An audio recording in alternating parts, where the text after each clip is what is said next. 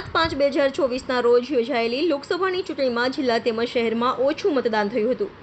ચૂંટણી પંચ દ્વારા વધુ ગરમી છે તેમ આગાહી પ્રમાણે જણાવ્યું હતું. ચૂંટણી અધિકારીઓ અને કર્મચારીઓ તેમજ કેટલાક કોન્ટ્રાક્ટરો દ્વારા ઘણી બેદરકારી દાખવનારા જવાબદાર વ્યક્તિઓના કારણે ઓછું મતદાન થયું હતું.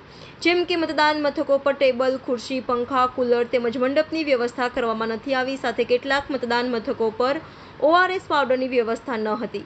પીવાના પાણીના જગ ખાલીખમ જોવા મળ્યા હતા. પીવાના પાણીના ગ્લાસ પણ મૂકવામાં નથી આવ્યા. કેટલાક મતદાતાઓ મહિલા સહિત સિનિયર સિટીઝન મતદાન કર્યા વિના પરત ફર્યા હતા.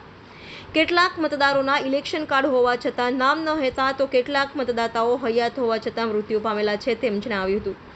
કેટલાક મતદાન મથકો પર અન્ય વ્યક્તિ મતદાન કરી ગયા છે તેમ અનેકો કિસ્સો સામે આવ્યા હતા. તમામ મતદાન મથકો પર અલગ અલગ વિસ્તારોમાં ફર્યા હતા. ત્યારે મહિલાઓ, યંગ યુવાનો તેમજ સિનિયર સિટીઝનો વધુ પડતી ગરમીના કારણે હેરાન પરેશાન જોવા મળ્યા હતા. તે વડોદરા શહેર માટે ચિંતાનો વિષય સમજી તમામ જવાબદાર વ્યક્તિ વિરુદ્ધ કાયદાકીય કાર્યવાહી કરવામાં આવે તેવી અમારી માંગ છે.